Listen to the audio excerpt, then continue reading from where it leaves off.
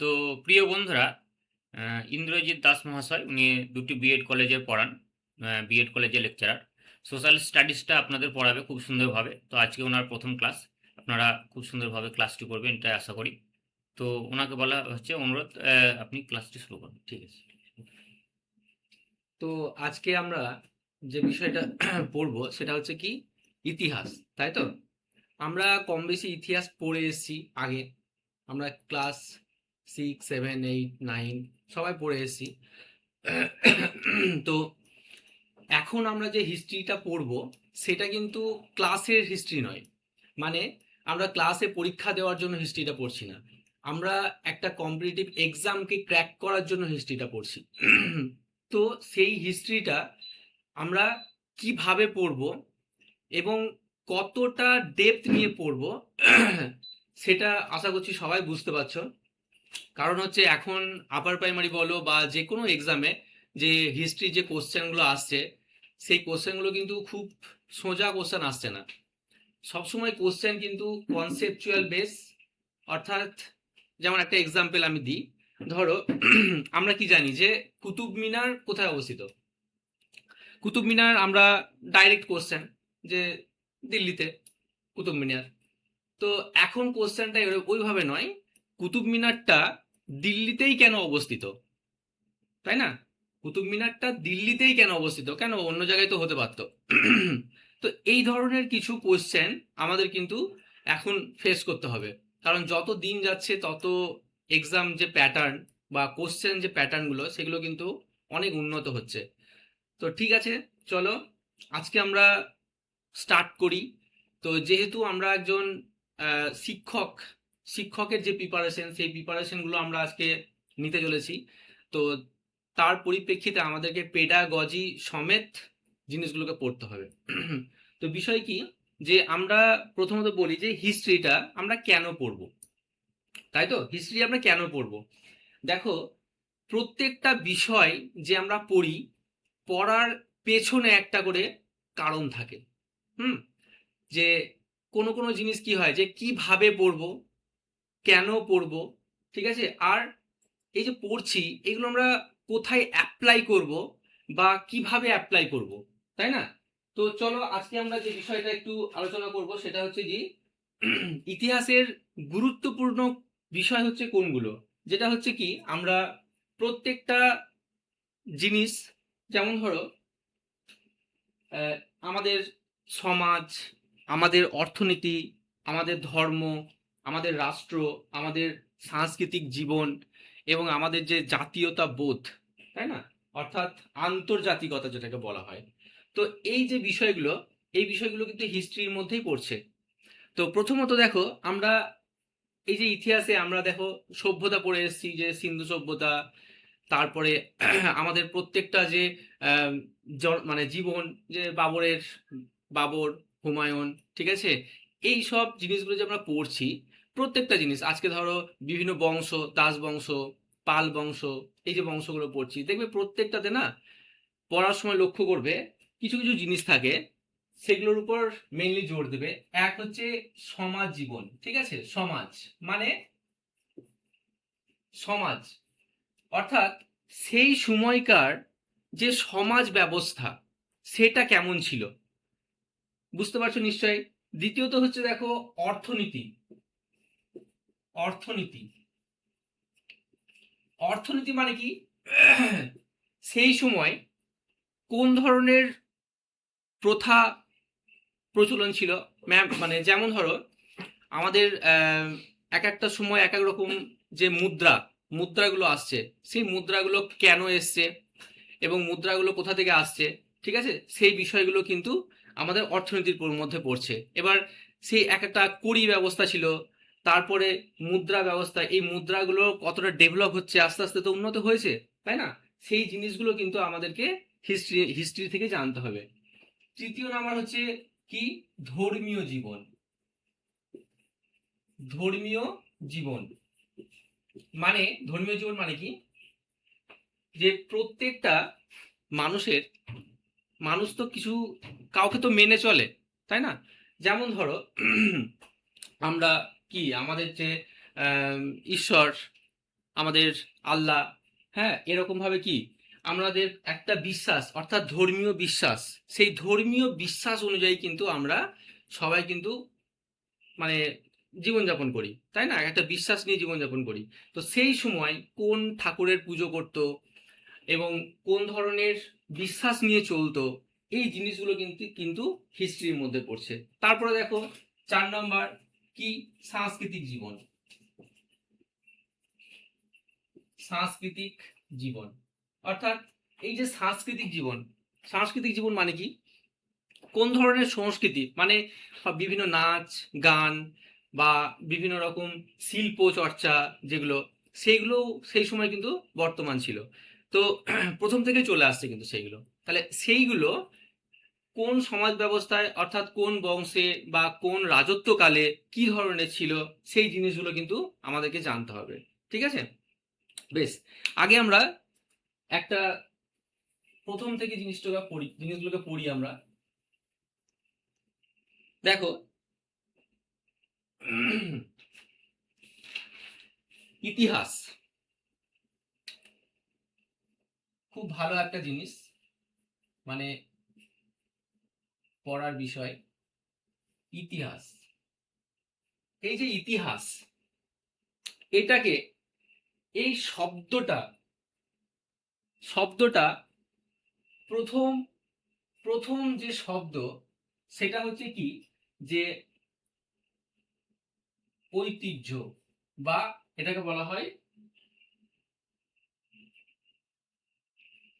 ইতিহ। ইতিহ, এটা কিন্তু কোথা থেকে উৎপত্তি হয়েছে? সংস্কৃত শব্দ থেকে। এটা কিন্তু সংস্কৃত শব্দ থেকে এসেছে। কি? ইতিহ। এটার দুটো অর্থ আছে, একটা হচ্ছে মৌলিক অর্থ, একটা হচ্ছে মৌলিক অর্থ, আর আরেকটা হচ্ছে ব্যুৎপত্তিগত অর্থ। আচ্ছা, দেখো এখানে অনেক কিছু বুঝতে পারবে তোমরা। এই যে মৌলিক অর্থ যেটা, এই মৌলিক অর্থ মানে কি জানো? ঐতিহ্য। দেখবে আমাদের ক্লাস 6 বা 7-এ যে বইগুলো আমরা পড়ি, সেই বই দেখবে লেখা আছে ঐতিহ্য, প্রাচীন ঐতিহ্য, তাই না? লেখা নেই প্রাচীন ঐতিহ্য? কেন লেখা আছে, কেন আছে, সেটা সেই বিষয় নিয়ে আমরা আজকে প্রথম থেকে ঢুকছি জিনিসটা। তাহলে মৌলিক অর্থ কি? একটা হচ্ছে ঐতিহ্য, বেশ। এবার ব্যুৎপত্তিগত অর্থ কি? এটার ব্যুৎপত্তিগত মানে ইতিহ, এটার ব্যুৎপত্তিগত অর্থ হচ্ছে যা বারবার চলে আসে। অর্থাৎ যা বারবার কি চলে আসে বা চলে আসছে, যেমন প্রচলিত কোনো কাহিনী বা কোনো ঘটনা, এগুলো কি, এগুলো আমাদেরকে কিন্তু বারবার পড়তে হয়, তাই না? বারবার জানতে হয়, বা এগুলো চলেও আসে পুরনো জিনিস। তো দেখো, এই যে ঐতিহ্য আর ব্যুৎপত্তিগত অর্থ যা বারবার চলে আসে। এবার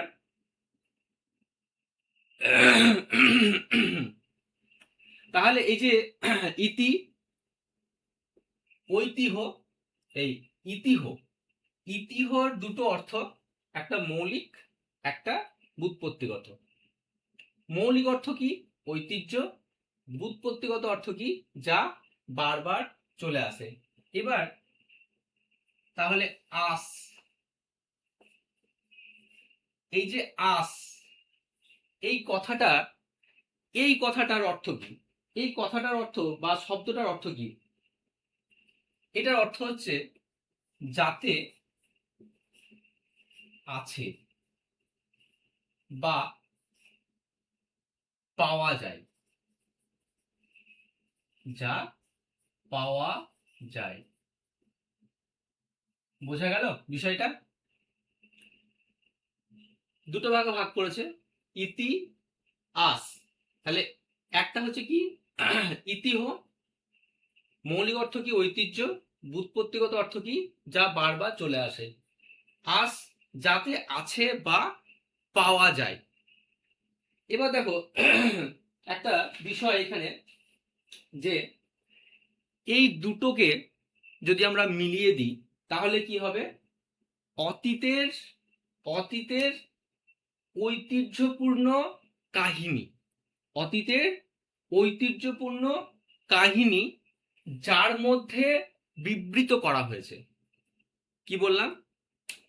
অতীতের ঐতিহ্যপূর্ণ কাহিনী যার মধ্যে বিবৃত করা হয়েছে।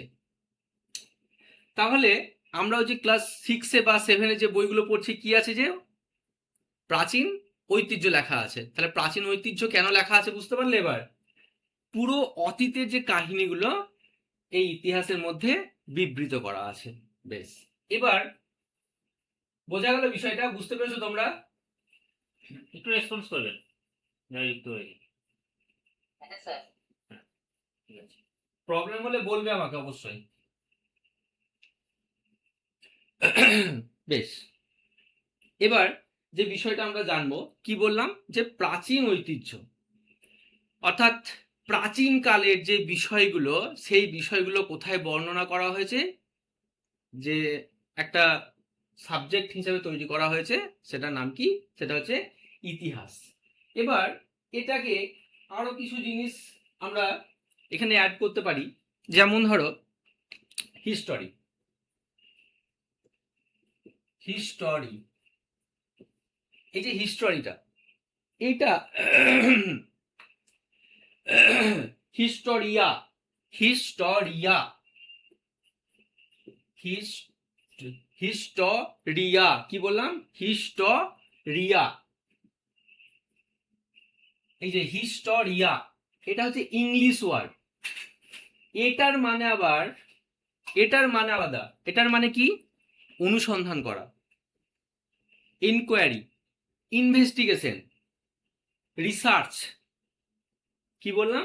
রিসার্চ, ইনভেস্টিগেশন, এনকোয়ারি করা। তাহলে আমরা দেখো কি, পুরনো জিনিসগুলোকে আমরা রিসার্চ করি, পুরো ইনভেস্টিগেশন করে এবং এনকোয়ারি করে আমরা অনেক কিছু বিষয় জানতে পেরেছি। দেখো আস্তে আস্তে কিন্তু আমি হিস্ট্রির মধ্যে ঢুকছি এবার। তাহলে কি বললাম? অতীত ঐতিহ্য যেগুলো আছে সেইগুলো আমরা জানতে পারি। কিভাবে জানতে পারি? রিসার্চের মাধ্যমে, এনকোয়ারির মাধ্যমে, তাই তো? রিসার্চের মাধ্যমে, এনকোয়ারির মাধ্যমে আমরা সেগুলো জানতে পারি। তো এটা, এই যে রিসার্চ করা, এনকোয়ারি করা, এটা ফার্স্ট শুরু করেছিল কে? আমাদের হেরোডেটাস। কে? না তো, হেরোডেটাস। হেরোডেটাস ছিলেন একজন ইতিহাসের জনক বলা হয়, ওর জন্য তাকে কি বলা হয়? ইতিহাসের জনক, first Real historian. First Real historian. কত সালে? 484 বিসি থেকে 425 বিসি। 484 বিসি থেকে 425 বিসি। সেই সময় ওই আমাদের যে গ্রিক পণ্ডিত ছিলেন, মানে ঐতিহাসিক, তিনি কি, তিনি এই ইতিহাসে যে রিসার্চ করা, এনকোয়ারি করা, এই বিষয়গুলো কিন্তু তিনি উৎপত্তি করেছিলেন। তো তার সময় যে উৎপত্তিটা হয়েছিল সেটাকে দুটো সময়কালে ভাগ করা হয়েছিল। দুটো সময়কাল, ঠিক আছে? সেটাকে বলা হয়, সেজন্য বলা হয় দ্বি বিভাজন। দ্বিবিভাজন। বেশ, এই দ্বিবিভাজন যেটা মানে দুটো সময়কালে ভাগ করা হয়েছিল। তাহলে দ্বিবিভাজনে কি, একটা হচ্ছে প্রাগ ঐতিহাসিক, একটা হচ্ছে প্রাগ ঐতিহাসিক, ঠিক আছে? আর একটা হচ্ছে ঐতিহাসিক। সেই সময় কিন্তু, হ্যাঁ, তো প্রাগ ঐতিহাসিক আর একটা হচ্ছে কি, ঐতিহাসিক। তাহলে এই যে প্রাগ ঐতিহাসিক যে বিষয়টা, এটার সময়কাল কত ছিল? তাই তো, এটা তো নর্মাল কোশ্চেন আসছেই, যে প্রাগ ঐতিহাসিক আর ঐতিহাসিক এই দুটো যে সময়কাল ছিল, এটাকে কিভাবে ভাগ করা হয়েছিল? এটাকে ভাগ করা হয়েছিল 30 লক্ষ থেকে 600 বিসি। আর ঐতিহাসিকটাকে ভাগ করা হয়েছে 600 থেকে বর্তমান সময় দ্বিবিভাজন অনুসারে। ঠিক আছে, দ্বিবিভাজন অনুসারে দুটো ভাগ হয়েছে, একটা হচ্ছে প্রাগ ঐতিহাসিক, একটা ঐতিহাসিক, একটা 30 লক্ষ থেকে 600, একটা হচ্ছে ঐতিহাসিক 600 থেকে বর্তমান সময়। ওকে, কিন্তু পরবর্তীকালে এটা তিনটে ভাগে ভাগ করা হয়েছিল, এই সময়কালটাকে তিনটা ভাগে ভাগ করা হয়েছিল, সেই জন্য বলা হয় ত্রিপক্ষীয় বিভাজন। ত্রিপক্ষীয় বিভাজন, ত্রিপক্ষীয় বিভাজন। তাহলে এই যে ত্রিপক্ষীয় বিভাজন এটাকে কিভাবে ভাগ করা হয়েছিল? প্রাগ ঐতিহাসিক, আদি ঐতিহাসিক, এখানে একটা 3 নম্বর কি আদি ঐতিহাসিক, আদি ঐতিহাসিক। ঠিক আছে, তাহলে দেখো প্রাগ ঐতিহাসিক, ঐতিহাসিক আর আদি ঐতিহাসিক, এইটা মাঝে ঢুকবে। মানে 1 নম্বর হচ্ছে প্রাগ ঐতিহাসিক, 2 নম্বর হচ্ছে আদি ঐতিহাসিক, 3 নম্বর হচ্ছে ঐতিহাসিক, ত্রিপাক্ষীয় বিভাজন অনুযায়ী। বোঝা গেল? এবার এই তো হয়ে গেল আমাদের সেই সময়কার বিভাজন, এটা হয়ে গেল আমাদের সেই সময়কার বিভাজন। এরপরে কিন্তু আর একটা বিভাজন হয়েছিল।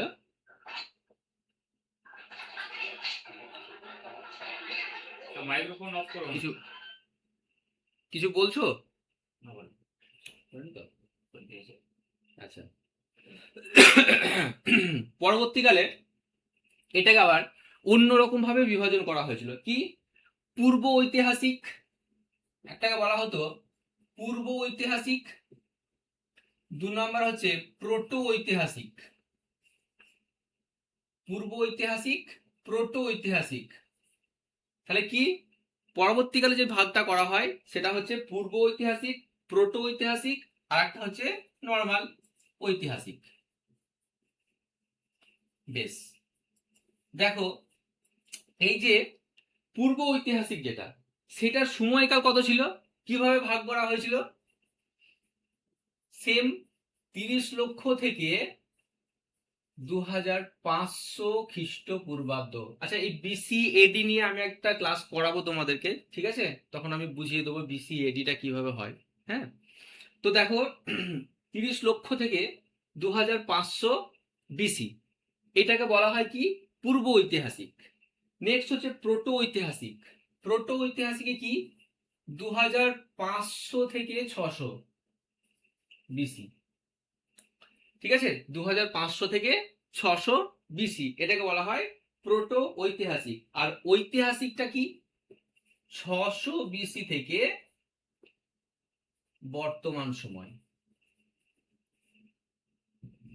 এখানে একটা ইম্পর্টেন্ট জিনিস আছে, আমরা যেগুলো পড়লাম এক্ষুনি, এই যে প্রাগ ঐতিহাসিক বা পূর্ব ঐতিহাসিক যেটাই বলো না কেন, সেইটা হচ্ছে কি এটাকে বলা হতো প্রস্তর যুগ। এটাকে বলা হতো বা এটাকে বলা হয় প্রস্তর যুগ। এই সময় একটা বৈশিষ্ট্য, কোনো লিখিত প্রমাণ লিখিত প্রমাণ নেই। বোঝা গেল? এখানে কোনো লিখিত প্রমাণ কিন্তু নেই। ঠিক আছে, বেশ, তাহলে লিখিত প্রমাণ এলো কখন? তাহলে এখানে লিখিত প্রমাণ নেই, তাহলে লিখিত প্রমাণ এলো কখন? এর পরে এসছে লিখিত প্রমাণ। ঠিক আছে, এই যে প্রস্তর যুগ, প্রস্তর যুগের পরে হচ্ছে আমাদের প্রোটো ঐতিহাসিক। এই প্রোটো ঐতিহাসিকে কিন্তু কি হলো, লিখিত প্রমাণ এলো, অর্থাৎ লেখার কিছু বিষয় আমরা জানতে পারলাম। কিন্তু এখানে আবার একটা কি হলো, মানে প্রবলেম কি হলো, এখানে প্রত্নতাত্ত্বিক কোনো প্রমাণ নেই। এখানে প্রত্নতাত্ত্বিক কোনো প্রমাণ নেই, কোনো প্রমাণ নেই। তো এটা চলে গেল প্রস্তর যুগ, এটা নিয়ে আমরা ভালো করে আলোচনা করব। এইটাকে নিয়ে। হ্যাঁ, কি এটাকে আবার ভাগ করা হয় Palaeolithic, Palaeolithic, Mesolithic, Mesolithic, Palaeolithic একটা ভাগ হয়ে যায়, মেসোলিথিক একটা ভাগ হয়ে যায়, আর একটা হচ্ছে কি আমাদের বর্তমান সময় যেটা নিওলিথিক যেটাকে বলা হয়, বা নব্য প্রস্তর যুগ, এটাকে বলা হয় নব্য প্রস্তর যুগ বা নিওলিথিক। বোঝা গেল? বেশ, আগে আমরা এই জায়গাটা দেখে নিই আগে। তাহলে কি হলো দেখো, পূর্ব ঐতিহাসিক, প্রস্তর যুগ, লিখিত প্রমাণ নেই। বেশ, প্রোটো ঐতিহাসিক, প্রত্নতাত্ত্বিক কোনো প্রমাণ নেই। তাহলে প্রত্নতাত্ত্বিক কোনো প্রমাণ নেই, অথচ লিখিত কিছু কিছু বিষয় আমরা এখান থেকে জেনেছি। তাহলে সেই সময়টা কোথায় হবে, মানে সেটা কোন সময় হবে, সেই সময়টা কোন সময় হবে? তাহলে সেই সময়টা যদি আমাদেরকে জানতে হয়, তাহলে আমাদের প্রথমত হচ্ছে সিন্ধু সভ্যতা, সিন্ধু সভ্যতা, বৈদিক সভ্যতা, এই যে এই সভ্যতাগুলো, এই সভ্যতাগুলোতে কি হয়েছে, লিখিত প্রমাণ পাওয়া গেছে। কিন্তু এবার প্রত্নতাত্ত্বিক প্রমাণ নেই। ঐতিহাসিক, যেটা আমাদের মানে বর্তমান 600 BC থেকে, এই সময় এটা শুরু হলো কবে থেকে, মহাজনপদ, মহাজনপদ, মহাজনপদ কি জানো, নাম শুনেছো মহাজনপদ? তো বলুন একজন, জানা আছে? জানা আছে? কি গো, নাম শুনে যে ভুলে গেছি। ভুলে গেছো? ঠিক ঠিক, না না, স্বাভাবিক বিষয়, পড়া চর্চা না থাকলে তো অবশ্যই ভুলে যাবে। যাই হোক, এটা আবার পড়তে হবে, কিন্তু চর্চা রাখতে হবে। হুম। মহাজনপদ, সেই ষোড়শ মহাজনপদ, 16টা মহাজনপদ ছিল। যাই হোক, পরে আসছি আমরা এই বিষয়টা নিয়ে। জেনে রাখো যে ঐতিহাসিক হচ্ছে মহাজনপদ থেকে শুরু, প্রোটো হচ্ছে আমাদের প্রত্নতাত্ত্বিক কোনো প্রমাণ নেই, সিন্ধু সভ্যতা, বৈদিক সভ্যতা, পূর্ব ঐতিহাসিক হচ্ছে প্রস্তর যুগ, মানে এখানে লিখিত কোনো প্রমাণ নেই। এই প্রস্তর যুগকে আবার এই যে 3 ভাগে ভাগ করা হচ্ছে, প্যালিওলিথিক, মেসোলিথিক, আর একটা হচ্ছে নিওলিথিক বা নব্য প্রস্তর যুগ। ঠিক আছে, মানে প্রাচীন প্রস্তর, মধ্য প্রস্তর, নব্য প্রস্তর, প্রাচীন প্রস্তর, মধ্য প্রস্তর, নব্য প্রস্তর। ওকে, বোঝা গেল? বেশ, এবার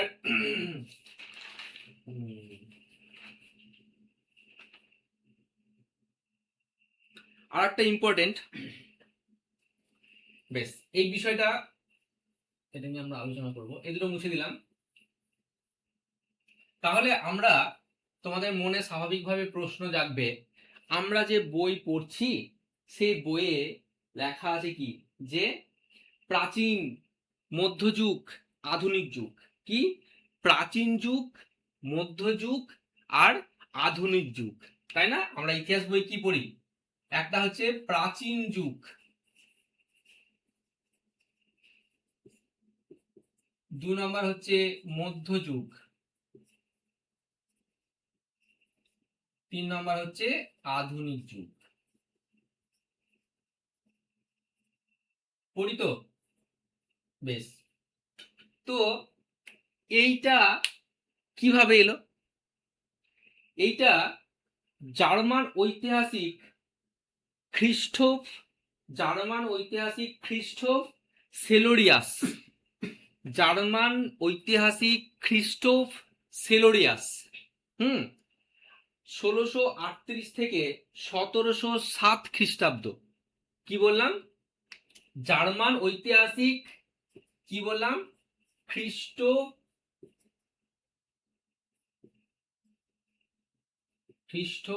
সেলোরিয়াস,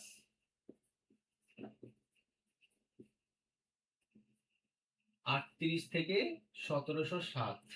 বেশ, এই সময় এই যে ইনি কি করলেন, এই তিনটে যুগে ইতিহাসকে ভাগ করলেন। খ্রিস্টোফ সেলোরিয়াস তিনি কি করলেন? প্রাচীন, মধ্য আর আধুনিক এই তিনটে যুগে ভাগ করলেন। তাই আমরা বর্তমানে এই তিনটে যুগকে নিয়ে আলোচনা করি। এবার দেখো, এই যে প্রাচীন যুগটা, এই প্রাচীন যুগটা আবার এই যে এখানে চলে আসছে কি? পূর্ব ঐতিহাসিক। এই প্রাচীন যুগটা এখানে চলে আসছে পূর্ব ঐতিহাসিক বিষয়ে। তাহলে এই যে প্রাচীন যুগ, পূর্ব ঐতিহাসিক যে বিষয়, সেই বিষয়ে আমরা এখান থেকে আমরা কি করছি? হিস্ট্রির যে প্রাচীন ঐতিহ্য, যে বর্ণনা, সেখানে আমরা প্রবেশ করছি। অর্থাৎ এখানে মানুষের যে আবির্ভাব, মানুষ কিভাবে পরপর স্টেপ বাই স্টেপ নতুন জিনিস শিখলো, সেইগুলোকে নিয়ে আমরা আলোচনা করছি বা আলোচনা করব এখন। বেশ, দেখো দেখো এই যে প্যালিওলিথিক, প্যালিওলিথিক যেটা বললাম সেটাকে কি বললাম? যে প্রাচীন প্রস্তর, প্রাচীন প্রস্তর, প্যালিও, প্যালিও কি? প্যালিওলিথিক। এটা হচ্ছে ওল্ড, কথার অর্থ কি? ওল্ড। প্যালিও কথার অর্থ হচ্ছে ওল্ড। বেশ, লিথিক, এই যে লিথিক, এটার কথার অর্থ কি? স্টোন, তাই তো? প্যালিও কথার অর্থ হচ্ছে ওল্ড, লিথিক কথার অর্থ হচ্ছে স্টোন। তো এই কারণে এই প্যালিওলিথিক যে সময়, সেটাকে বলা হয় ওল্ড স্টোন এজ। বোঝা গেল? Old stone age. তাহলে এই সময়, এই সময় কি বিষয় ছিল? মানে আমরা কি দেখব? আমরা সমাজ কি প্রথমে আমরা আলোচনা করেছি কি? সমাজ, অর্থনীতি, ধর্ম, রাষ্ট্রনীতি, সংস্কৃতি, তাই তো? এগুলো নিয়ে আলোচনা করলাম যে হিস্ট্রিতে আমরা এই বিষয়গুলো পড়ব। কিন্তু এই যে ওল্ড স্টোন এজ যেটা, এইখানে না ছিল সমাজ, না ছিল অর্থনীতি, না ছিল ধর্মীয় কোনো বিষয়, না ছিল রাষ্ট্রনীতি, কিচ্ছু ছিল না। এই সময় কিচ্ছু ছিল না। তাহলে তারা ছিল কিভাবে? অ্যাকচুয়ালি তারা বলা যায় যে যাযাবর ছিল, তাই তো? যাযাবর ছিল, এক প্রকার যাযাবর ছিল। তো এই সময় এই যে ওল্ড স্টোন এজ, মানে তারা যে অস্ত্র ব্যবহার করত, তাহলে তাদেরকে তো খেতে হবে নাকি? না খেয়ে তো তারা জীবনযাপন করতে পারবে না। যাযাবর হোক, যাই হোক, মানুষ রূপে যখন জন্মগ্রহণ করেছে, তখন তাদের মধ্যে স্বাভাবিক সবই প্রক্রিয়া চলে। তাহলে তাদেরকে তো খাওয়া দাওয়া করতে হবে, তবে তো তারা বেঁচে থাকবে। তাহলে খাওয়া দাওয়া করার জন্য তারা কি করত? শিকার করত, তাই তো? কি করত? শিকার করত। স্যারকে একটু মাঝে সাঝে রেসপন্স দেবেন আপনারা, তাহলে স্যার আর একটু উৎসাহিত হবে। তাহলে শিকার করত। এই শিকার করার জন্য কি ব্যবহার করত? অস্ত্র ব্যবহার করত। এই অস্ত্রটা তৈরি হতো কি দিয়ে? একদম পাথর, শুধু পাথর দিয়ে তৈরি হতো। এই যে পাথর দিয়ে যে অস্ত্রটা তৈরি হতো, এর না ছিল কোনো শেপ, না ছিল কোনো ধারালো জায়গা, কিচ্ছু ছিল না। শুধু পাথর দিয়ে এরকমই নর্মালি একটা কেটে কেটে অস্ত্র বানিয়ে নিত, যেটার সাহায্যে তারা কি করতো? কাঠও সংগ্রহ করতো, আবার পশুদেরকে আবার মেরে খেত। পশুদেরকে কি করতো? মারতো, মেরে তারা খেত, আবার কাঠও সংগ্রহ করতো। তো এইটা তাহলে এই যে ওল্ড স্টোন এজের মানুষগুলো কিভাবে শিকার করত, সেই বিষয়টা নিয়ে আমরা এখানে আলোচনা করলাম। কিন্তু তারা থাকতো কোথায়? তাই তো? তারা থাকতো কোথায়? এক নাম্বার, দক্ষিণ ভারতের মাদ্রাজ, দক্ষিণ ভারতের মাদ্রাজ 1 নাম্বার জায়গা। 2 নাম্বার জায়গা জানা আছে কোথায়? জানা আছে? রচনা পারভিন, সৌম্যদীপ নায়ক, আপনাদের জানা আছে? স্যার, আর আজকে শেষ করে ফেলো। নেক্সট ডে আচ্ছা বেশ বেশ কতটা টানতে পারবেন? আচ্ছা টানতে পারবো। 2 নম্বরটা বলে দিই আমি, ঠিক আছে? পাঞ্জাব, পাঞ্জাব যে জায়গাটা আছে, পাঞ্জাবের সোয়ান সোয়ান নদী অববাহিকা, ঠিক আছে? তাহলে দক্ষিণ ভারতের মাদ্রাজ আর একটা হচ্ছে পাঞ্জাবের সোয়ান নদী অববাহিকা, দুটোই কিন্তু নদী অববাহিকা। হ্যাঁ, মানে সবসময় মনে রাখবে যে আমাদের যে কোনো সভ্যতা আমি নেক্সট ক্লাসে নেবো সভ্যতা কি, বা যে কোনো মানুষের যে জীবনযাপনটা গড়ে উঠেছে না, সবই কিন্তু নদী অববাহিকার মধ্যে গড়ে উঠেছে। কেন গড়ে উঠেছে এবং কোন কোন নদী অববাহিকায় ছিল নেক্সট দিন বলবো আমরা। তাহলে কি বললাম? দক্ষিণ ভারতের মাদ্রাজ আর একটা হচ্ছে সোয়ান নদী অববাহিকা। কোথায়? পাঞ্জাবের সোয়ান নদী অববাহিকা। এই দুটো জায়গায় তারা কিন্তু থাকতো। সেই জন্য এইখানে এই যে সংস্কৃতি বললাম, তাহলে এই জায়গাটাতে সোয়ান সংস্কৃতি গড়ে উঠেছিল পরবর্তীকালে, অবশ্যই সেই সময় নয়। সোয়ান সংস্কৃতি গড়ে উঠেছিল, ঠিক আছে? ফলে একে বলা হয় সোয়ান সংস্কৃতি অঞ্চল, সোয়ান সংস্কৃতি অঞ্চল, ঠিক আছে? বেশ, ঠিক আছে। দেখো, আচ্ছা এই যে বোঝালাম, এর মধ্যে কোনো রকম কিছু প্রবলেম আছে? তোমাদের বুঝতে অসুবিধা হয়েছে? বুঝতে অসুবিধা হয়নি তো? আচ্ছা, একটু বলুন স্যারকে। না স্যার, বুঝতে পেরেছি। পেরেছো তো বুঝতে? হুম। বেশ। না এই স্যার। এই সভ্যতাটা শেষ হয়েছে আজ থেকে 8000 বিসি, 8000 বিসি আগে, ঠিক আছে? 8000 বিসির আগে কিন্তু শেষ হয়ে গেছে এটা, এই সভ্যতাটা।